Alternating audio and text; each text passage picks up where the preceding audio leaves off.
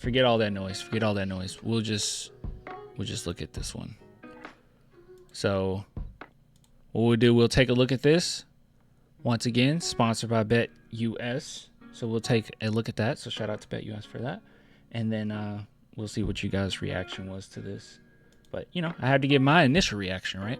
So Spurs got their butts whipped. Every single player was terrible. Everyone was awful. Everyone was horrible. And even our coaching didn't like to call any timeouts. That's fine, I guess. Spurs played to their competition, just constantly jacking up threes when it was unnecessary. Kind of ridiculous. You know, I'll be honest with you guys. I usually hate chains like this. I oftentimes think that they're pretty ugly. But for some reason, well, I actually know the reason. Steph Castle can pull it off because he goes for a minimalist look. And then that's the statement piece, right? Like, I think too many times you have like a bunch of chains or like a big chain, and then you also have like all this gaudy crap going on where it just comes across as ugly. But this like looks classy. This looks really good. I like it. I like this look. Yeah.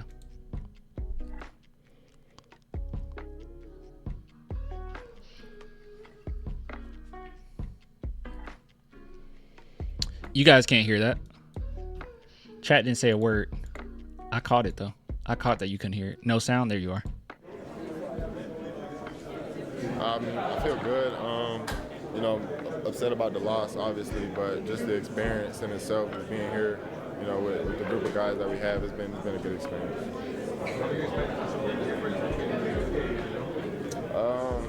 I feel like we got kind of complacent late in the third quarter.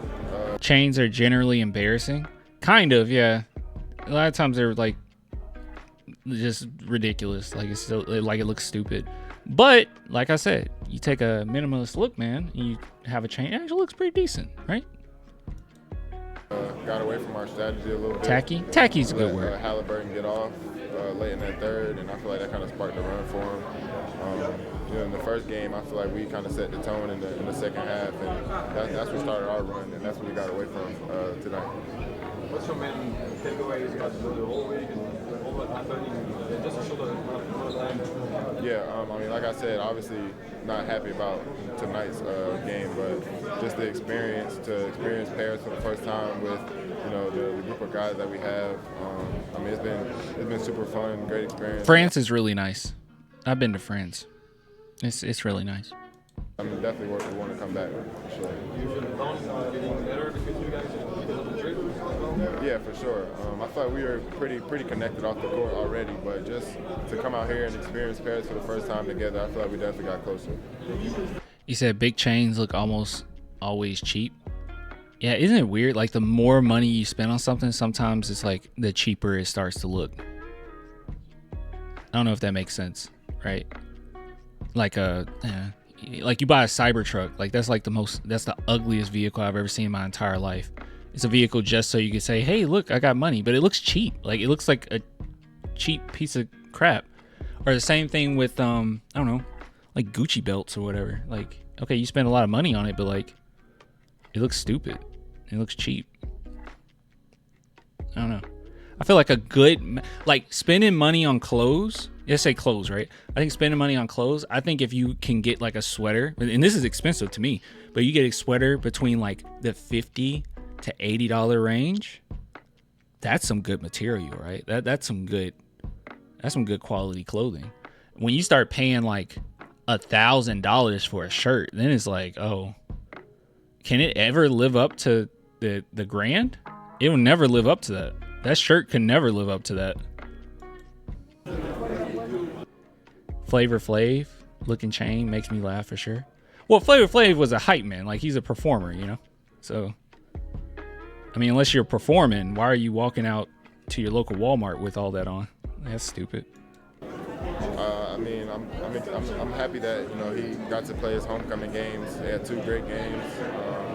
We didn't get the win for him the second game, but, you know, I mean, just coming back home, I know there's so many emotions running through his head right now, but, I mean, like I said, I'm just happy he was able to come here and put on a show for his fans. Just so that Over the last couple of weeks, you've been getting back into a groove. You've been hitting double digits more frequently. What's been working for you to help you get back to it? I mean, I feel like that's credit to the guys that are really around me. I feel like they draw so much attention.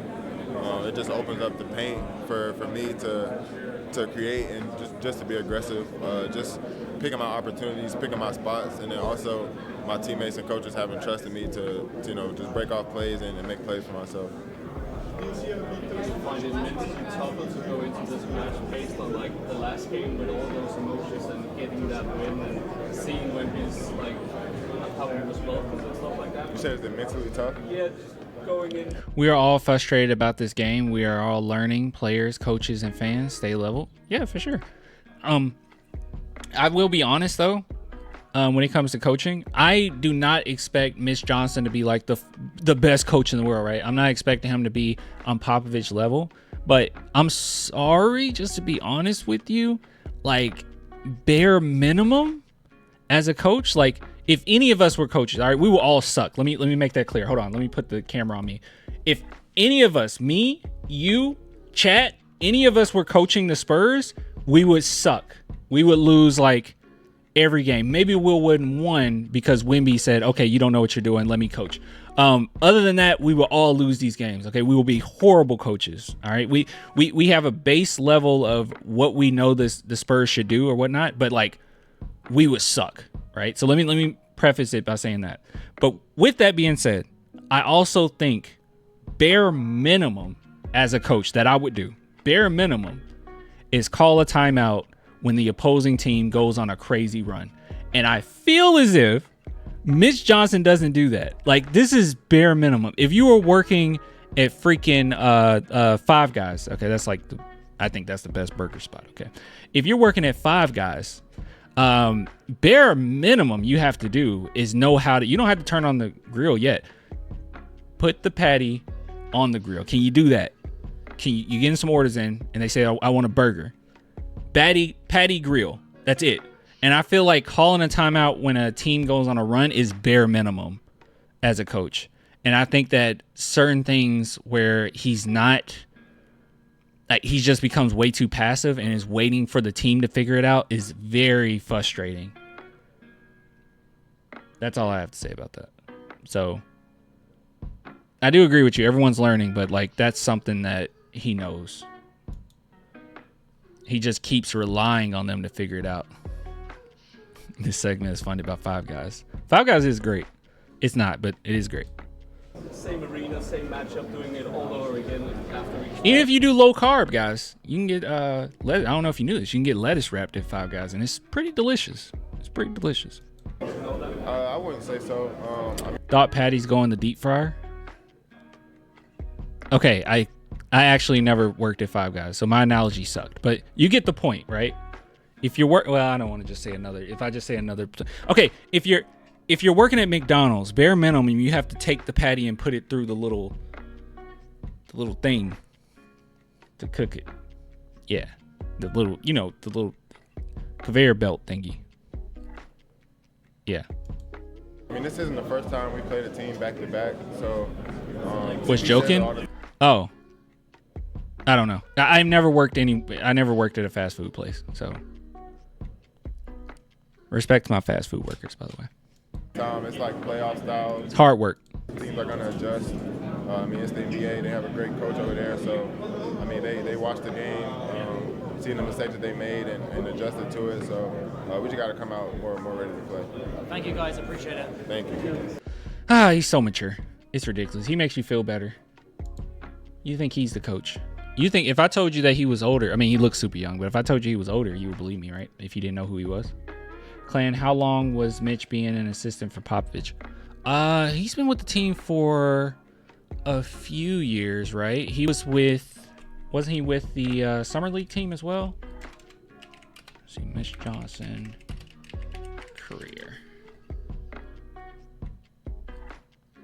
Yeah, he was with the Austin Spurs from 2016 to 2019, and he was an assistant with us since 2019.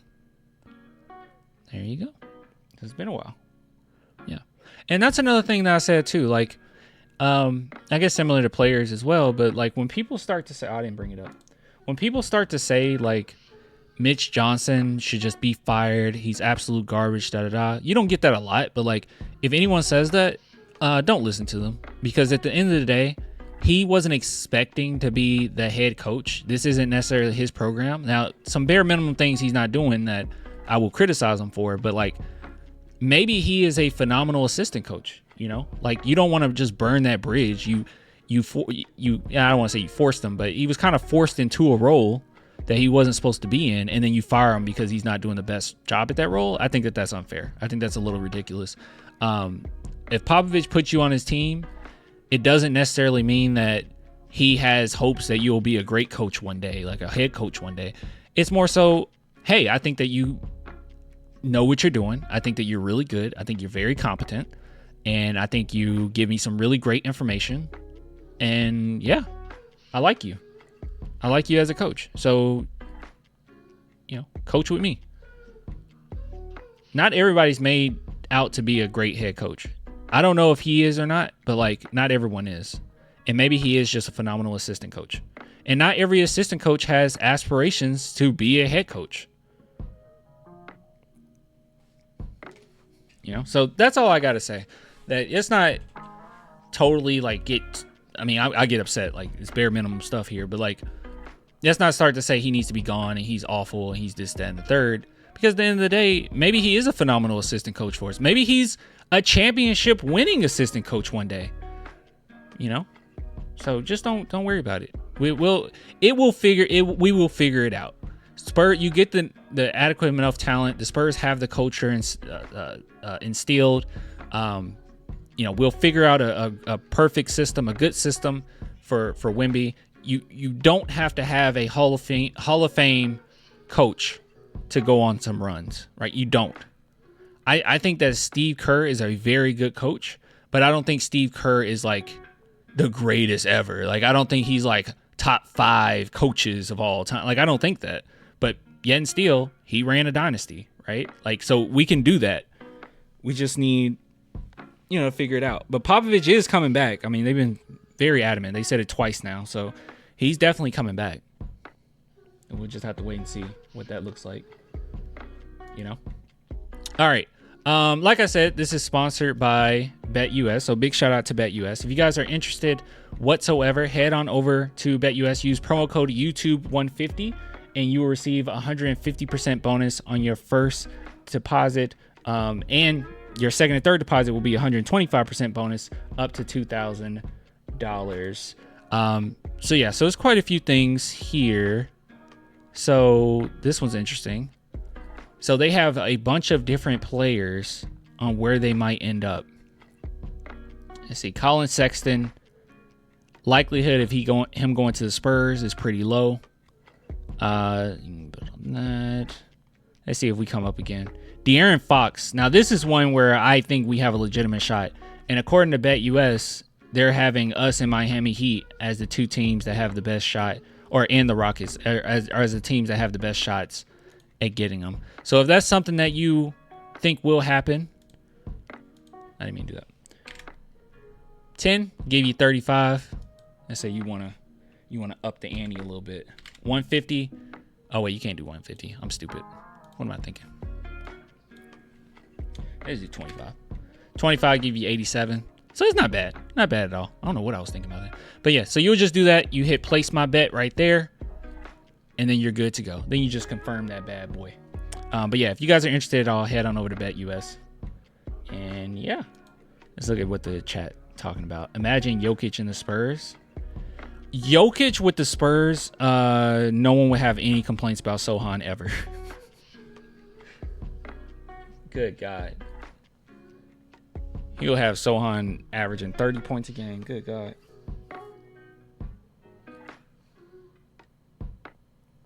If Chris Paul likes Mitch, we're good. I don't know if it's that simple. Is it that simple? Would like to see what Mitch could do with more talent. That's fair. But like I said, I would like to see that too, but also bare minimum stuff, right? You got to call a timeout when a team goes on a run.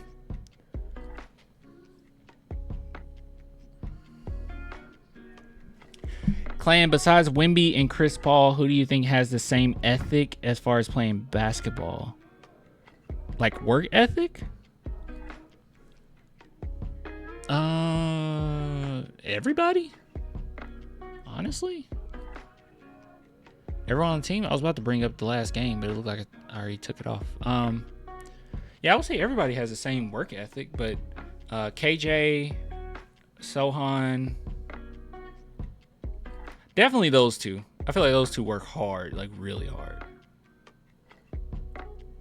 Yes, on the team. Harrison Barnes. You don't have a career like that and not have that type of work ethic. You know, KJ is a workhorse, but in the wrong way sometimes. Yeah, he's a workhorse, you know, especially off the court. And then on the court, yeah. Tunnel vision sometimes. Defense is horrible. And that defense, that's just not going to be fixed. I know people have tried to say, like, oh, he lost a lot of weight. He's a better defender now. No, he's not. I don't know where people got that from. Like, I've seen quite a few comments like that, and I'm like, what are you basing this off of? Kobe Bryant, after a loss, would go and practice his missed shots. Oh, okay. That's what you mean. Okay, so the first person in the gym, from my understanding, is usually Sohan. That's something that Wemby confirmed. I think this was like a few months ago, and he brought that up. So if you're talking about like the first person in the gym, I think it's Sohan. He brought something up like that. He's like, when I come in, you know, he's already there, something like that. So, but I mean, they all work hard, you know. But yeah, first person in the gym, I think is Sohan. I think that's been confirmed. I think Wemby said that. That was a minute ago. I heard it's actually Barnes who is first. Okay, maybe it's Barnes. And like I said, this was like several months ago, so I don't 100% recall. Maybe it's both. I don't know. Maybe they show up at the same time. Maybe they share a ride. Maybe they live together. I don't know.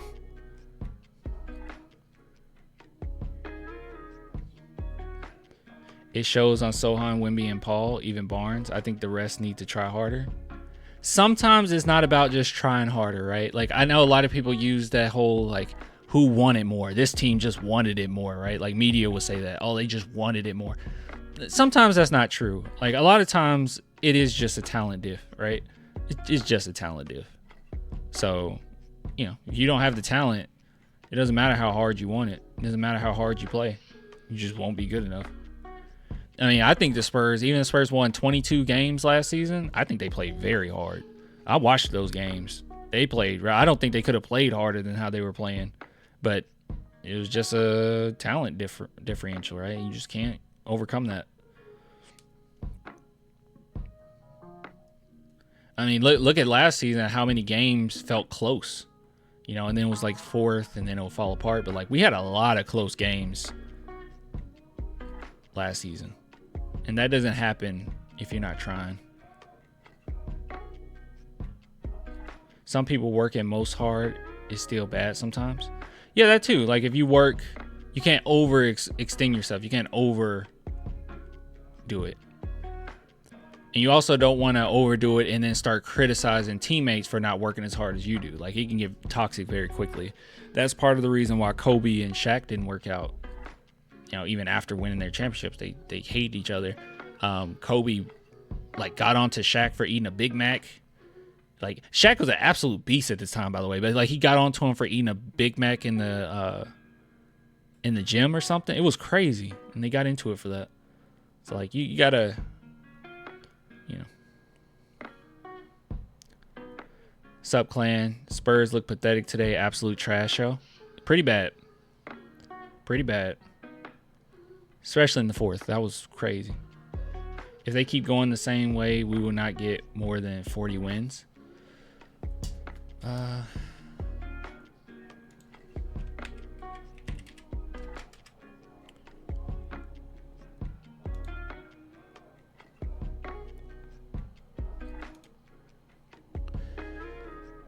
right.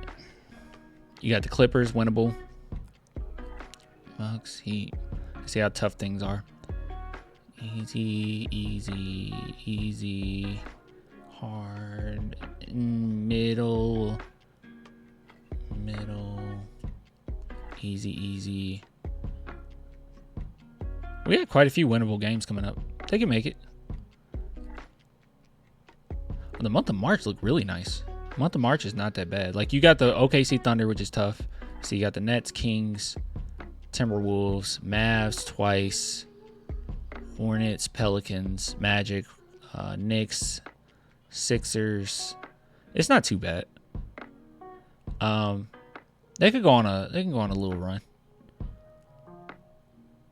Not a crazy run though. They're going to be close to 500, but I'm still sticking with my 44 wins. I'm sticking with 44 wins, no playoffs. That's what I think. I think the Spurs will have 44 wins and not make the playoffs.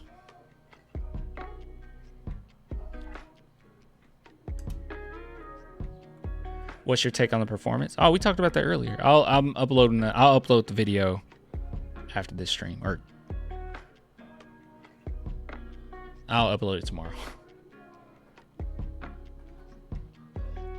Yeah. Anyways, let's end the segment.